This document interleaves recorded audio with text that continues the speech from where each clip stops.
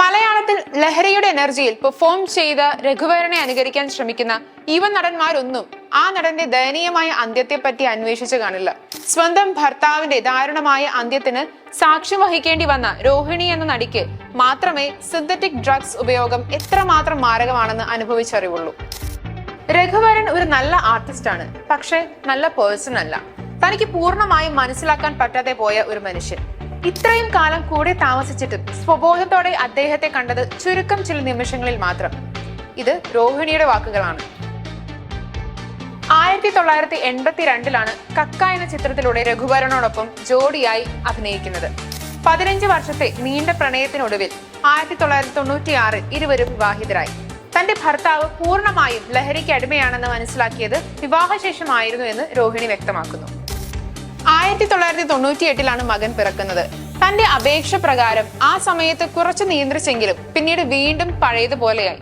പക്ഷേ അഭിനയ രംഗത്ത് തന്റേതായ ഒരു ശൈലി രൂപപ്പെടുത്തി ഓരോ വേഷങ്ങളും വ്യത്യസ്തമാക്കുന്ന രഘുവരനെ ഭാര്യയായിട്ട് കൂടിയും താൻ പോലും ആരാധിച്ചിട്ടുണ്ട് എന്ന് രോഹിണി സമ്മതിക്കുന്നു. രജനീകാന്തിന്റെ ഭാഷ എന്ന ചിത്രത്തിലെ മാർക്ക് ആന്റണി ആർക്കും മറക്കാൻ പറ്റാത്ത ഒരു വേഷമായിരുന്നു.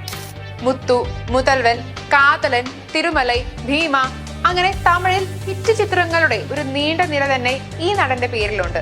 തെലുങ്കു, കന്നഡ എന്നിങ്ങനെ ഇതര ഭാഷ ചിത്രങ്ങൾ വേറെയും. മലയാളത്തിൽ ദൈവത്തിന്റെ വികൃതി, വ്യൂഹം എന്നിങ്ങനെ ശ്രദ്ധേയമായ ചില ചിത്രങ്ങളിലും ഈ നടൻ അഭിനയിച്ചിട്ടുണ്ട്. ചെന്നൈയിലാണ് ഷൂട്ടിംഗ് എങ്കിൽ പലപ്പോഴും ചിത്രീകരണം കഴിഞ്ഞ് ഗൺപത് ഹോട്ടലിനോട് ചേർന്നുള്ള തന്റെ ഓഫീസിലാണ് രഘുവരൻ രാത്രികാലങ്ങളിൽ തങ്ങിയിരുന്നത്. 3 മണി വരെ ഉറക്കമൊഴിച്ചിരിക്കുന്നതായിരുന്നു ശീലം. ഏകാന്തതയ്ക്ക് കൂട്ടിരിക്കാൻ ലഹരിയും. അസുഖം പിടിപെട്ടപ്പോൾ രോഹിണി തന്നെ നിർബന്ധിച്ച് രഘുവരനെ പീരിയോഡിക്കൽ ചെക്കപ്പിന് കൊണ്ടുപോകുമായിരുന്നു. ഡ്രഗ്സ് ബ്രെയിനിൽ ഇഫക്ട് ചെയ്തോ എന്തോ ഒരുതരം സൈക്കോ അപ്രോച്ച് ആയിരുന്നു ഈ നടൻ പലപ്പോഴും പ്രകടിപ്പിച്ചിരുന്നത്. ഏക മകൻ ഋഷിവരന്റെ ഭാവി ഓർത്ത് 2004 രോഹിണി രഘുവരനുമായുള്ള വിവാഹബന്ധം ഏർപ്പെടുത്തി. ഭാര്യയും മകനും തന്നിൽ നിന്ന് വേർപിരിഞ്ഞപ്പോൾ നടന്റെ ജീവിതം വീണ്ടും പുത്തഴിഞ്ഞു.